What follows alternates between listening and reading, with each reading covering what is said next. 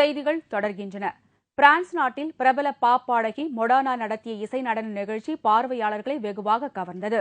மறைந்த பிரபல பாப் பாடகர் மைக்கேல் ஜாக்சன் மற்றும் ஜஸ்டின் பைபர் வரிசையில் பாப் பாடல்கள் பாடி நடனமாடுவதில் பிரபலமானவர் பாப் பாடகி மொடானா. ஜாக்சனைப் போல இவருக்கும் உலகம் முழுவதும் ரசிகர்கள் உள்ளனர்.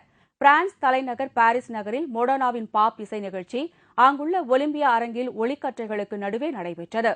அப்போது அவர் பிரான்ஸ் நாட்டின் மீதான அன்பை வெளிப்படுத்தி பாடல்களை பாடி நடனமாடியது பார்வையாளர்களை வெகுவாக கவர்ந்தது. அவருடன் அவரது நடனக் குழுவினரும் நடனமாடினார்கள்.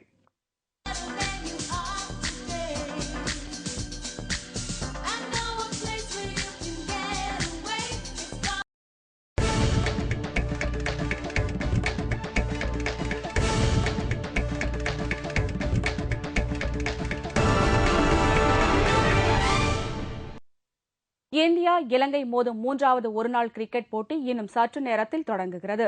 இலங்கையில் சுற்றுப்பயணம் மேற்கொண்டுள்ள இந்திய அணி 5 ஒருநாள் மற்றும் ஒரு 20-20 போட்டிகளில் விளையாடுகிறது.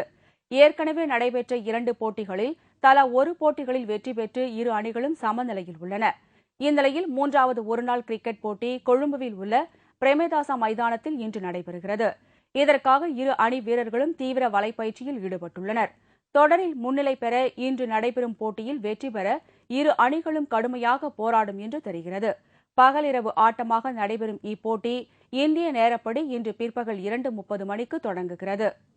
இத்துடன் செய்திகள் நிறைவடைகின்றன. தலைப்புச் செய்திகள் மாலை 6 மணிக்கு. வணக்கம்.